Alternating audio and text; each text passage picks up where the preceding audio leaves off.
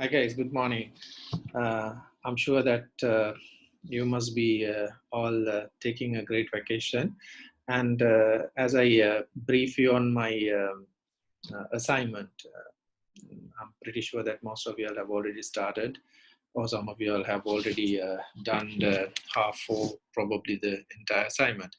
Well, uh, to date, I have got only few assignments, like who have done it and then sent it to me for correction. So whatever the assignments I got, I have already done the corrections and sent it back to the relevant people. So please do take your time and finish all those assignments and send it to me so as soon as possible. So which I will do the correction and send it to you. So anyway, today I'm going to continue with our the chapter number 4, which is like brand equity, which is again a very important unit in your branding subject, which is DBR, drive me brand for results, right? So brand equity is basically when you take, it is about the share. The basic meaning of brand equity is that the share. Well, of course, to take the market share, that you have to first take your mind share and then your heart share and then your soul share. So when you be able to take your mind and your heart and your probably soul share, then you automatically will get your market share, right? So before I touched on brand equity, since we have taken some time from the time that we have stopped the classes, I just want you to recap whatever we have done, right? So the first unit, what we have covered was like introduction to brand management, and then we did, the second one is basically the creating brand, and the third one was the brand culture. So to start with the first one, as I always start, I will ask you questions, and I hope that you'll be able to find the answers for those questions that I ask always, right? So the number one question is, what is a brand? So as you all know, the brand is a name, shape, logo, color, tagline, or any other tangible or intangible attribute which differentiate your brand from the rest of the competitor. Is basically called a brand. And as I always tell you guys that remember you as a brand, then it is very easy for you to basically do this differentiation and then to give this so-called definition, right? I'm a brand, you are a brand. So if I'm a brand, what makes me different from you? It's that my name, my shape, my basically body size, my complexion, all these visible and tangible attributes, as well as intangible attributes like my feelings, to thoughts, to knowledge, to emotions, to right experience, and etc., which differentiate me from rest of the competitors is called a brand, right? Okay, so the next question is, what are the advantages of creating a strong brand for the organization? And also, what are the advantages of basically creating a brand for the individual or a person? So those are the basic questions that I always ask. Now, in terms of, right, so I'm not going to explain like in the class, like entire thing, the answers, but I more or less answer questions that you need to find out the answers from our tut, right, which is I have given you PPTs, right? Okay, the first question is, what is a brand? And second question is that the advantages of creating a strong brand for the organization or the organizational perspective. To just give you examples like, identification, then you'll be able to, as organization, it's a proxy of quality, and then like, the advantage again for one of the main advantage of the company is that when you create a strong brand, it basically creates a barrier against the competitor. So, and then also like, to be able to charge for a premium price, right? You can sell as well as buy a brand. So like just few advantages. Then in terms of the customer's perspective, as again, number one is like identifiers, as which we always discuss. And then like, in terms of the customer's point of view, that again, it's easy to understand the positioning perspective. And then one of the most important thing for the customers when you're dealing with brands or associate with brand is that brand makes a non-verbal statement about the user, or like self-expressive benefits, right? And also it reduces many other things, like it reduces risk, financial risk, psychological risk, social risk, right? And also like time risk, as etc., etc. So these are the advantages for the customer's perspective. Then the next question is like, what are the challenges in terms of creating brand, like, okay, or otherwise brand challenges. So there are many challenges that we do discuss. Please try to understand and remember those challenges, right? I mean, if you say that few challenges as per, like, educated customer is one of the main challenges that today the brand managers or the brands has to face.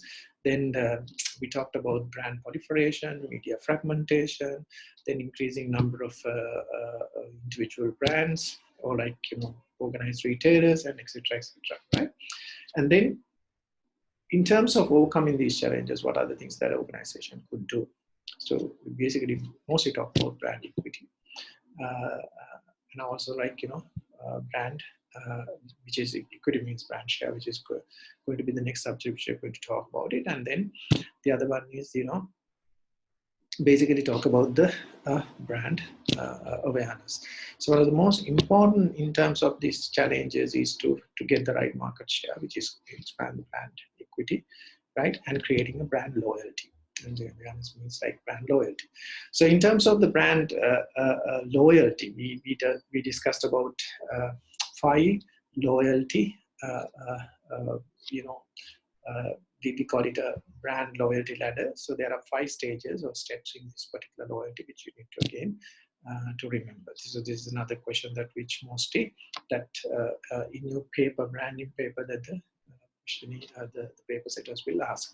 Okay, the next question is that in terms of the same unit is that brand personality. What is a brand personality?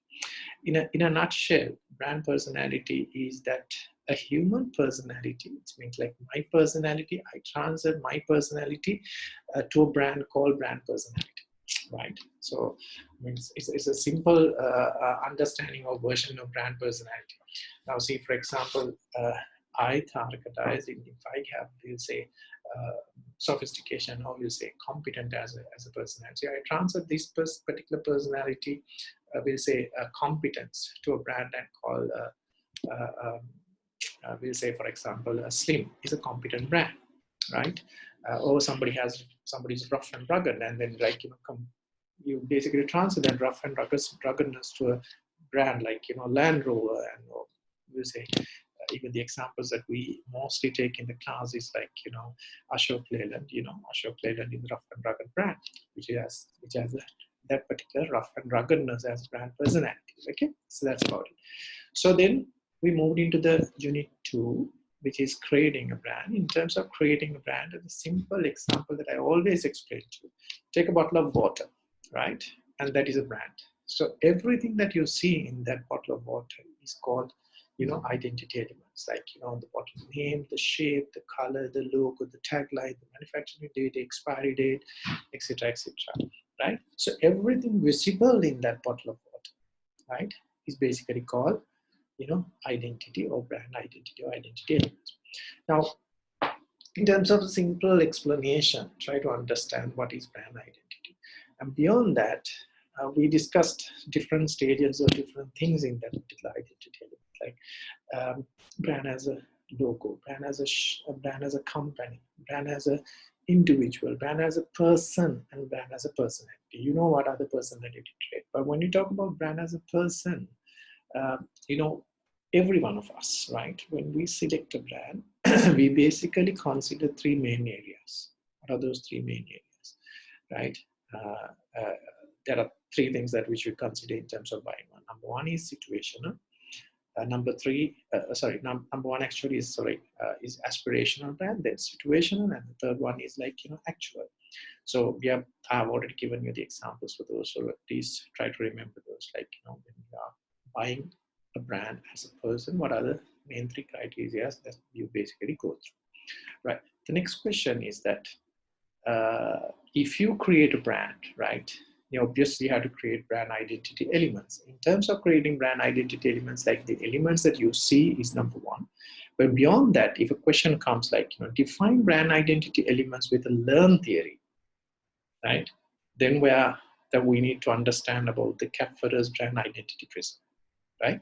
So unless otherwise they specifically mention and ask you to describe the brand identity with a learn theory, you can just take a simple example like bottle of water and explain those identity elements.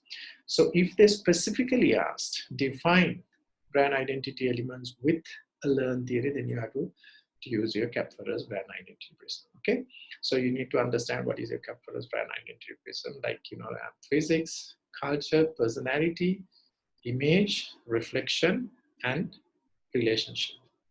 Okay, and again, I'm always telling you know to think yourself as a brand and then basically explain it. See, if I'm a brand, right, then my physics. So my physics is basically comes from my culture. That is where I live. My parents, my college, my religion, my probably like you know relations, and then like you know the village, the town that I live, or the country. So that's your culture, and this represents my personality. So out of those five personality representations that we discussed, so one of those or like few of those uh, we can take it as personality. So that personality creates an image for you, right? And that image reflect wherever you go, right? So the reflection only build then relationships. So somebody comes to you and talk to you, somebody start associating you, somebody start mixing up with you. It's based on that reflection. So that's how that basic relationship builds, right? So this is what you need to understand in Unit 2. So you have covered Unit 1, which is Introduction to Branding. Then number 2, Creating Brand. So number 3 is Culture. Actually, I can't specifically explain each and every question in the culture, but then I always ask you how to remember 3 into basically 4, like now the first question that I asked is what is brand vision? Brand vision consists of 3 important areas, right? Envision the future, purpose, and values. Then we discuss about shows organizational record break, which is like pyramid. You have your vision, which is top management vision. Then you have your culture, which is employees culture, and then image, which belongs to the stakeholders. So what is important over there is that in each of these, like you know, vision to culture, culture to image, and image to vision, you can't have gaps. If you have gaps, image will be always negative. So what your top management or your CEOs, your board of directors, basically you know put it out as a vision. The culture that the employees in the organization should understand. If they don't understand these, there are gaps. And if there are gaps, then obviously stakeholders will understand this brand, you know, completely different, which is like, you know, so that the negative image will be created. Okay, right. So that's the second one. The third one is like in terms of organization culture, right? What are the 3 layers of organizational culture? So we discussed about 3 layers. Number 1 is like the visible artifacts, yeah. Then again your values and basic assumptions, right? Those are the 3 layers. And then in organization you might have 1 or few organizational culture, right? So there we discussed about the first one is the counter, what you call the enhancing subculture, which is the front line, that where that most of the customer services executives, marketers, salespeople do. And then you have your counterculture, and then also orthogonal subculture. So as long as you can understand these, and with like a Hilton example, which we discussed in the class, that's more than enough for the culture, right? Right. Then moving forward to the today's subject, which is like brand equity.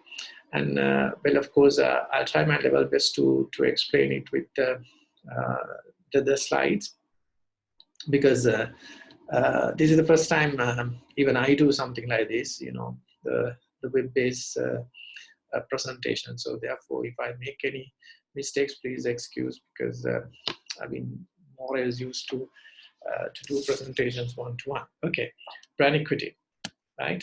I mean, if just to understand, go through this video.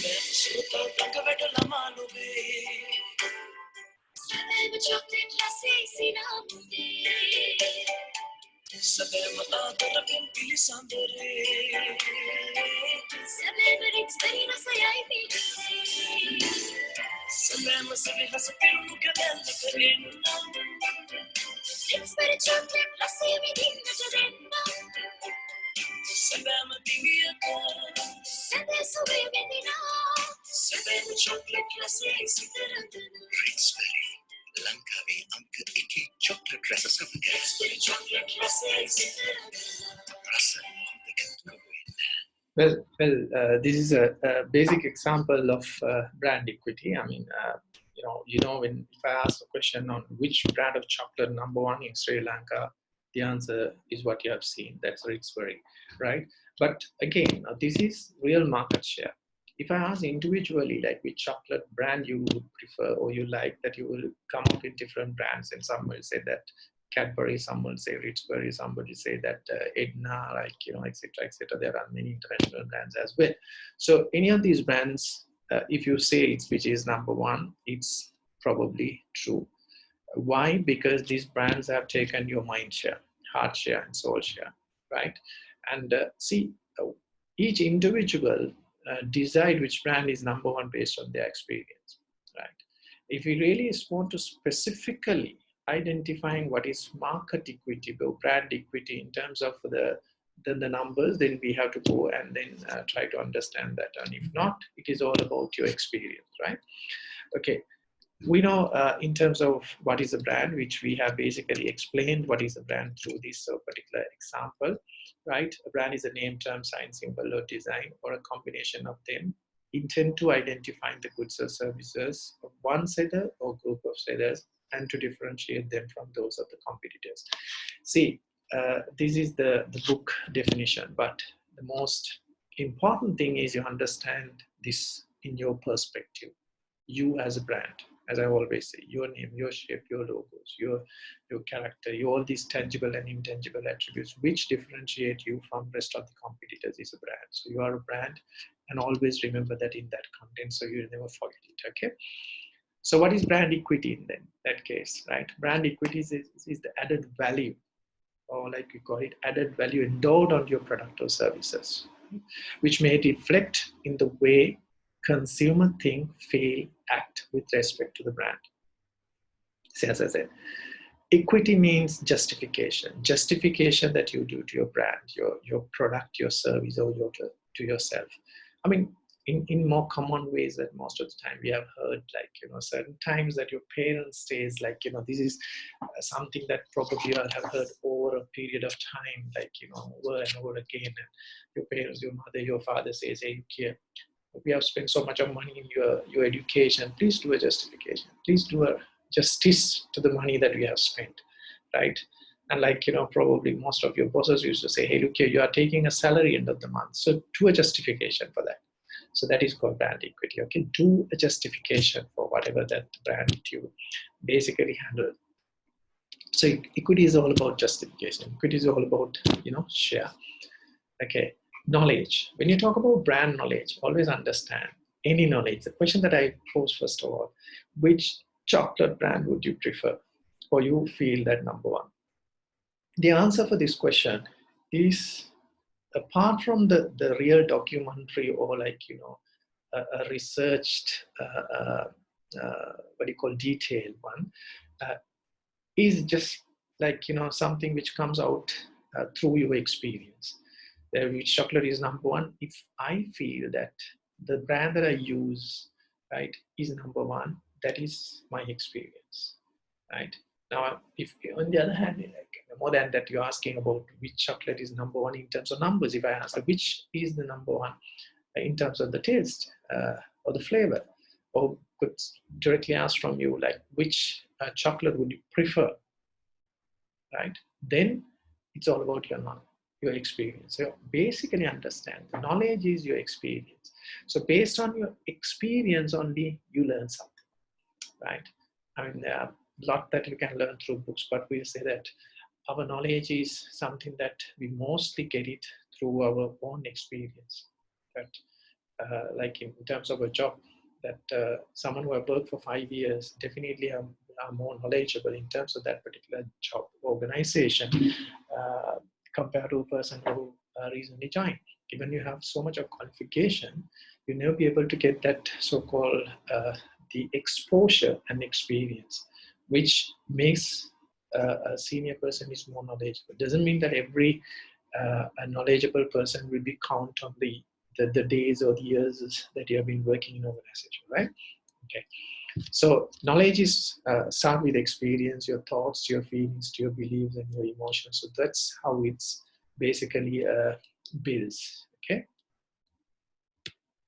And advantages of strong brands, which we already discussed: improve perception of product performance, greater loyalty, right? Less vulnerability of competitive marketing actions, less vulnerability to crises, then larger margins, more elastic consumer response. That's like, the prices goes or increase, that the customer will not have any issue in terms of buying your brand. They will still buying your brand.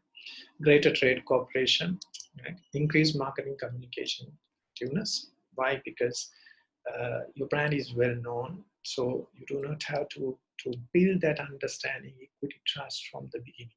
Right? Then possible licensing opportunities. Okay, the next one is, what is the brand promise? I mean, for me, brand identity is a promise. Now you create that identity. It's something that a marketing manager or a brand manager offers to the customer. The promise that as long as this brand is available, I'll make sure that all these identity elements will be remain the same or improved, right? So what is the promise? The brand promise is the marketer's vision of what the brand must be and do for consumers, right? Brand equity models. Now, when you talk about equity models, there are 4 models, but out of these 4 models, we only use 2 models, which you need to understand those 2 models, right? Now, in terms of the models, we have brand asset valuator, ARCA model, brands, and brand resonance. But mostly we use ARCA model and brand resonance model. So those are very simple 2 models which you can easily understand. Now, when it comes to ARCA model, without going through this, I will just explain to you in a very basic manner where you can understand. Whether you understand this particular model through a day-to-day example. If you take your Facebook account, right, it's the easiest way to remember the so-called ARCA. Now see, if you take your Facebook account, the first thing that you do is you create a profile. So that's like you're basically putting one of your best pictures, and then you create your website, your profile. You put your name, your picture, your name, and then you build your awareness. How do you build your awareness? That's mean you add your friends and friends, and etc. etc. Right? So once you do that, what you do is that you need to build a value for yourself that is called perceived value.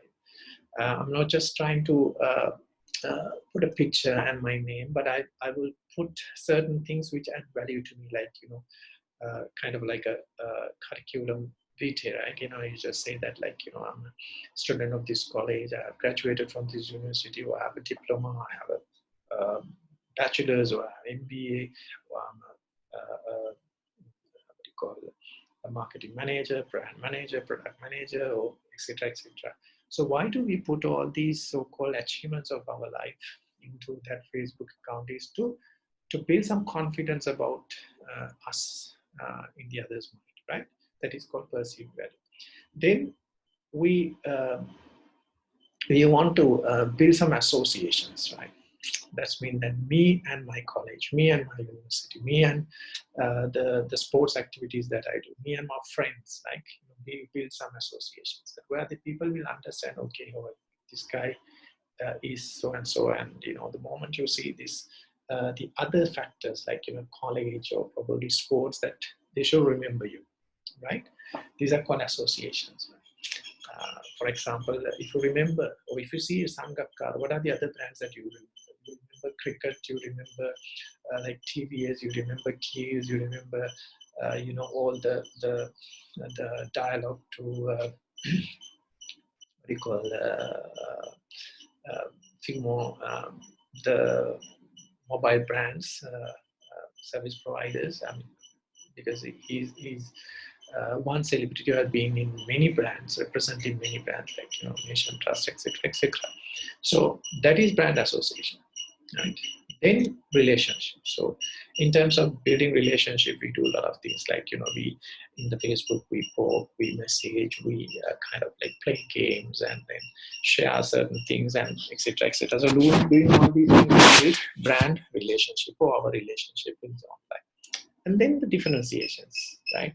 What is unique to me, and what makes me different from rest of the others? Like, my certain talents, I'm a singer, I'm an artist, I'm probably a celebrity, and I can do more presentations, and I can anything that which is a specific, or which creates a differentiation. What are your talents, and etc., etc. So which makes you different from the rest of the others, right? So this is what we want to create. What that I can do, the others can't do. So doing these process, or going through the process, we create equity for myself. That's mean, some sort of a share in the other's mind.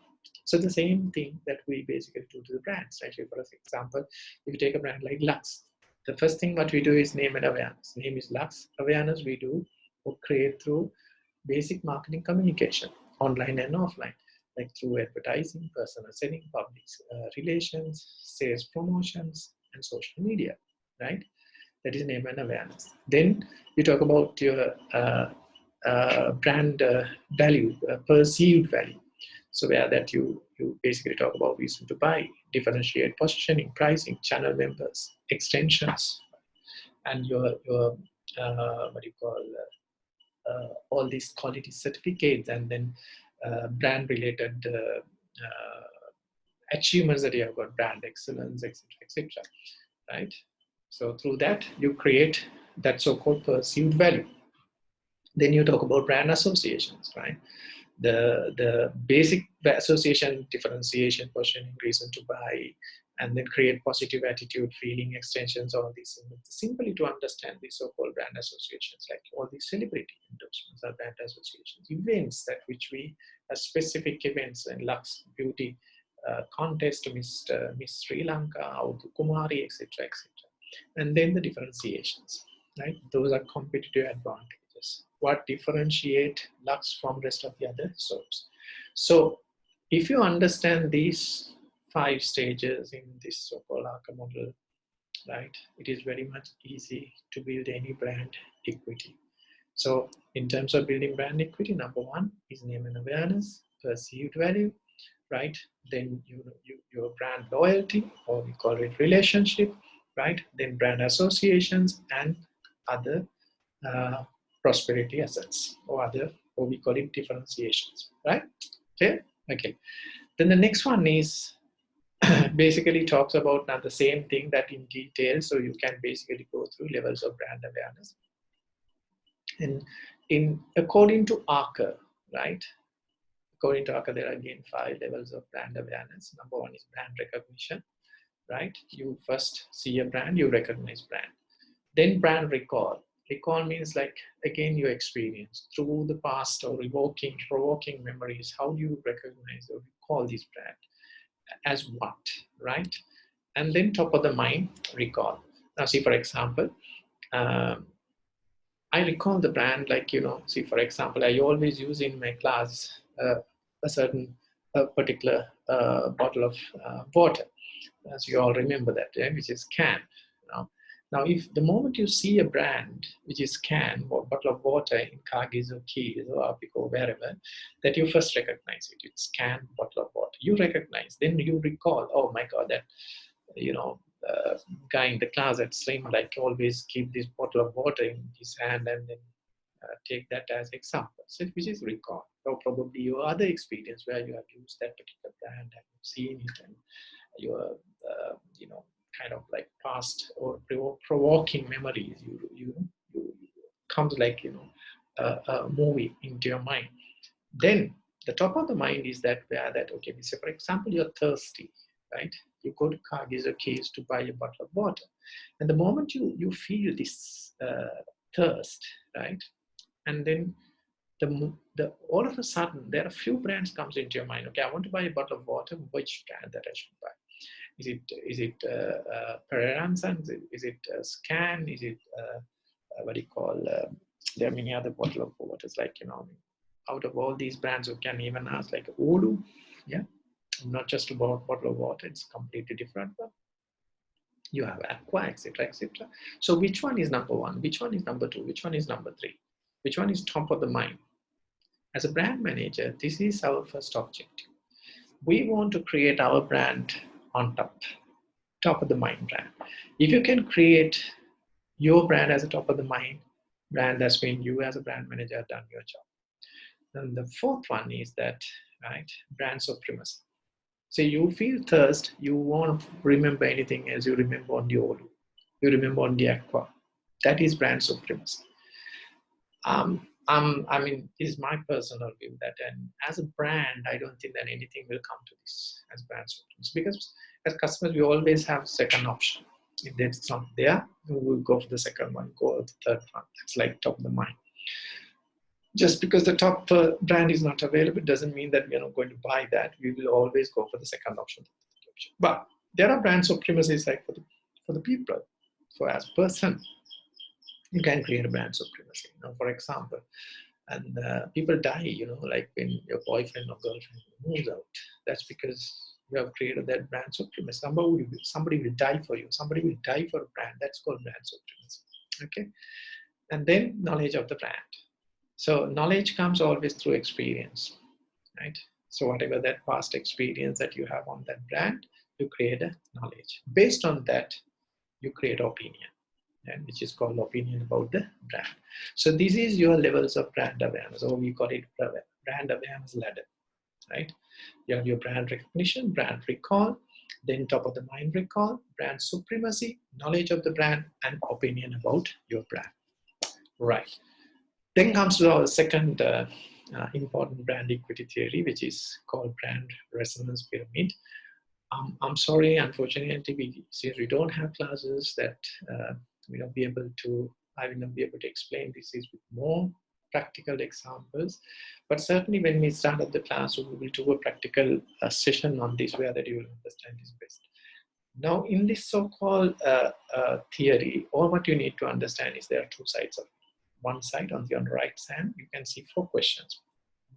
Who are you? What are you? What about you? And what about you and me? Who are you? What are you? What about you? What about you and me? And the moment you ask that first question, who are you? Then in the pyramid, you give the answer, salience. Salience means identity. Everything what you see from outside is salience, right? Then what are you? Who are you? What are you? It says what it does. That means it's performance and image. What exactly the brand perform, and what is your imagery? Image and imagery, 2 words. Now, image is, as a brand manager, what I need to basically portray, right? Carve in the mind of my customers. Now, imagery is that as a customer, I use the brand, right? I buy that particular brand, I start utilizing that particular brand, and through this so-called usage, what I understand through my 5 senses is called imagery. Okay, through my 5 senses. Now, say for example, I'm a brand manager, or as a person, I said I'm a lion. But through your experience, through 5 senses, you see me as we'll say probably as a cat. The image that I want to create is a lion, but imagery that I have created through your experience is a cat. So this is a simple example. Okay, right. Then the what about you, which is called response, feelings and judgment. That is who's feeling, your feeling, customer's feeling, and their judgment is what. So the final one is what about you and me. Based on this so-called feeling and judgment, you build a relationship, resonance. So resonance means the ultimate, right? You're a happy customer. So the word, or we'll say that opposite of this resonance is that something which I have learned, which is called dissonance. We usually call it post-purchase dissonance. That means that when you buy something, you're not 100% sure that brand or the product that you bought is the right thing. Does it work? Will it work? Now we say, for example, you wear a sari and go to a wedding, and always you have some sort of a dissonance. And is it the only sari which is available, even though that person or the shop owner said that this is the only one, you're not sure. Why? Because you're not sure about that particular vendor. So you then have that confidence on that brand. So as long as you don't have the confidence on that brand, so you always have a dissonance, right? Okay, right. So in these slides that actually basically explain those the different elements at which we discussed in the brand resonance model, what is salient dimension and what exactly we look upon in that: depth of brand awareness, essence, ease of recognition and recall, strength and clarity of category membership, then breadth of brand awareness under that: purchase consideration, consumption consideration. Then imagery dimensions, right? User profile, and the user profile is demographic and psychographic characteristics, actual or aspiration, then under purchase and usage situation, type of channel, specific stores, ease of purchase, time, location, and context of usage. Then personality and values. Under personality and values, history, heritage, and experience. So judgment, brand quality, value, satisfaction, and brand consideration, relevance, brand credibility, brand superiority. Under feeling dimensions, warmth, fun, excitement, security, social approvals, self-respect. Under resonance dimension, which is like, you know, the final one, right? Behavioral loyalty, frequency of purchase,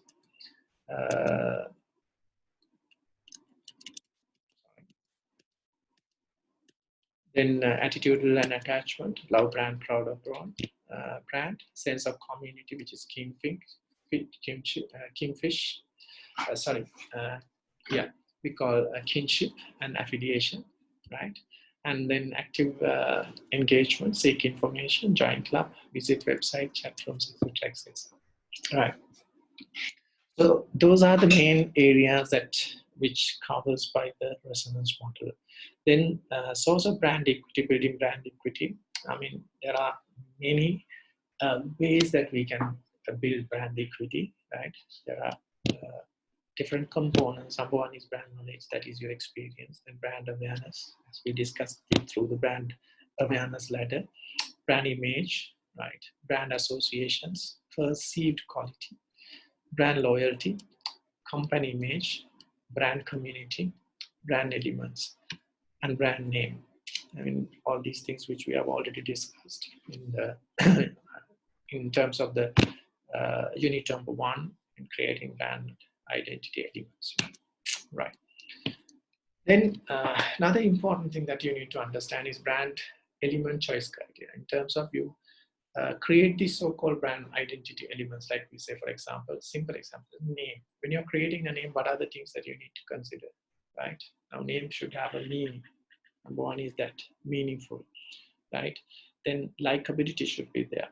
Then protectability should be there. Transferability should be there, right? And the differential. Now, these are very important. Memorable, meaningful, likable, transferable, and adaptable, and protectable. So if you can remember these elements, because some of the short questions that so they are in the papers, they are tested on this particular element choice criteria as well. Right. In terms of brand naming, there are few naming strategies, but we will again learn this when it comes to brand strategies, right? Number one is individual name, like, you know, for example, Lux is the individual name. Then the blanket family name. Now you have different blanket family names, right? Like, say, for example, Chevrolet is a blanket family name. Under GM, General Motors, the Chevrolet brand is going as a blanket family name, which completely covers, which acts as a complete different company. Separate family names example would be like, you know, if you take CBL, Ceylon Business Limited, you have separate family names for different categories, like, you know, Munchie for biscuits, Tiara for cakes, and then, like, you know, Soya and different etc. brands, etc. I mean, different family names, like, you know, for different separate family names for different categories, right? And then corporate name and individual name, like combination, like Selimco, Grammy, something like that. Right. Slogans, you basically know what slogans are. Like, it's like taglines, like a good neighbor, just do it, nothing runs like tears, save 15% or more, like, you know, you can give different examples. These are all taglines which is important when we learn more in this when we talk about brand positioning. Yeah. Right. Designing holistic marketing activities. That holistic means whole effect. This is something which again you have learned when we do essentials of marketing. You can always create personalization for any brand. Like vehicles, they do a lot of personalization to these uses. Like you're stitching a suit for you. It's personalized things. Likewise, every brand that you buy, you would love to have certain personalization. Then integration, as much as possible, you have to integrate, and then internalization. So these three important areas are very important in terms of creating this holistic marketing effect in your organization. Right? Then we talk about another important area, which is called internal branding. And internal branding means like how does your brand works internally in your organization to create this so-called what you call the synergistic effect, right? And in internal branding, you have to choose the right moment, link internal and external marketing, right? Bring the brand alive for employees, because employees should believe your brand before they take your brand to the market or to the outside world. So okay, few other important areas like is that when you're creating a brand on brand equity, is that the other sources that you could create brand knowledge. How do you basically build this equity through a proper other sources, right? There are a few others, like we got it in other brands, place, things, and people. If you take other brands, alliances, you have seen so many companies alliance has been formed. Then ingredients, which is called ingredient branding. Example would be like if you open your laptop, most of your laptops, when you open it, you have your brand, like you say, Acer, and then there are a few other brands which are there, stickers like Microsoft is there, then Intel is there. Now these are other brands. Now these brands have massive brand equity. So now through these brand equity, your brand equity or your brand value enhances. So whatever the other brands that you use in your brand in terms of enhancing your brand is called ingredient brands, right? Then the company, then the brand extensions. Okay. Then gets into places, the most important thing, country of origin and the channels. I said that any brand you take, you just turn around and see made where, right? To see the originated country. This has a massive value for the brand. Like, instead of watches, it's always from Swiss. Now in terms of vehicles, the luxury vehicles like Germany, Italy, etc., right? And then the channels of distribution, right? Whether it comes from Apico, the keys, the companies or any other particular distribution channels. Then the things usually talk about events, courses, third-party endorsements, and etc. And then the people, the most important thing. Number one is your employees. They're the most important assets to your organization. And then people who endorse your brands, that is your celebrity endorsements and other endorsements, right? So these basically build again your brand knowledge, which helps to build your brand equity. So managing brand equity is a continuous process and quite a challenge again for brand managers. So you can do this through brand reinforcements. Under brand strategies, we learn brand reinforcement strategies, right? That's when reinforce the brand, and then brand revitalization, that you revitalize the brand. Now, for example, in terms of revitalization, it's like when your brand does well and then start going down, you have to get this brand again back to normal, is called revitalization, okay? And then brand crisis, how do you basically, and what you do in terms of a crisis, like a good example would be today.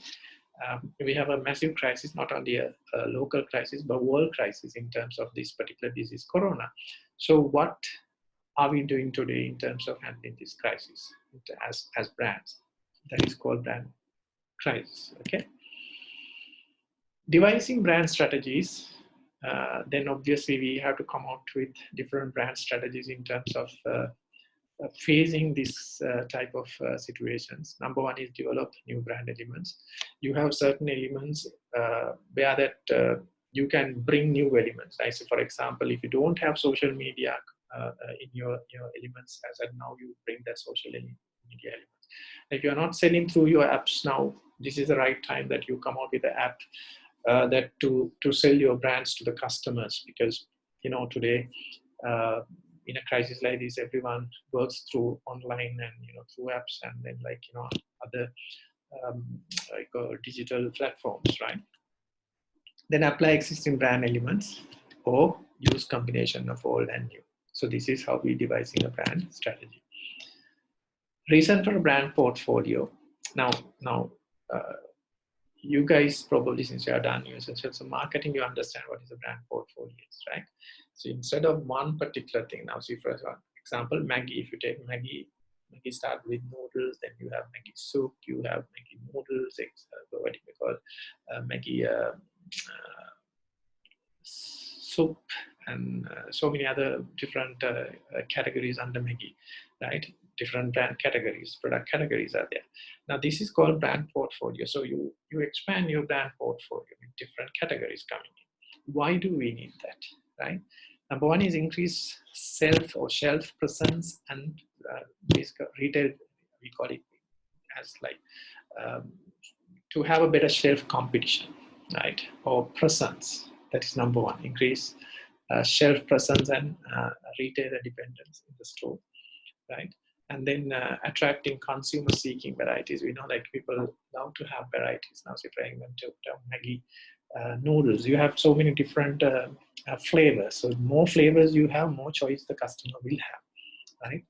So increasing internal competition with the firm. Within the firm, and then yield economies of scale in advertising, sales, merchandising, and distribution. The word yielding, again, you have learned in economics. Yielding is getting the maximum output of the resources that you have, right? Now, say, for example, in airlines, you utilize the capacity. It's called yield management. Now, you have your flight with, say, 100 seats that you probably sell these 100 seats in different prices in different times, because all what you want is end of the day the flight to be full, not to have any empty seats. So if you check from the passengers, like one passenger's price will be completely different to the other passengers, right? So that is called yield management. And even in the hotels, that we do the same thing in terms of filling the hotel capacity. Right, so that's about it. And guys, I know I'm a little fast because this is not a class. I know that you can't sit a long time and watching a video. It's basically completely different to what we do in a class. So therefore, please excuse me, like if I kind of not done the justification, right? And but what is important is that understand when you finish each unit what you need to basically remember as question, right? In this particular lesson, particular session, like brand equity, all what you need to understand is what is brand equity. It is endowed value given to a brand or product or a service, right? And equity is all about it's the justification that you do to a brand, or it's a share, right? It could be mind share, it could be heart share, or soul share. But then when you take this share, you automatically end up by taking a particular market share, right? It's about share. And then you need to understand the two different brand equity theories. We learned about Archer's brand equity. I've given a very practical example, which is with the Facebook, and then brand resonance. So remember those two theories. And in terms of Archer, again, you need to understand the brand awareness ladder, right? Different 5 stages, which we discussed: brand recognition, brand recall, right? Then top of the mind, brand supremacy, knowledge, and the 6th one is brand opinion. So, and then beyond that, we need to understand, what is internal branding, the other brands or the components which helps to in terms of building a brand knowledge. So If you can remember these facts out of this particular unit, it's more than enough, plus my unit 1, unit 2, and unit 3 questions that I asked. Okay, so don't pressurize yourself, just try to focus only on those questions, and at the time that I meet you guys, that I will definitely take you through the entire syllabus. And as I always say, this is a very easy subject, but only thing is that I need you to basically go through these PowerPoint presentations again and again, and read your textbook at least one, and then you will understand it better. So cheers guys, and then be safe, stay at home. Thanks.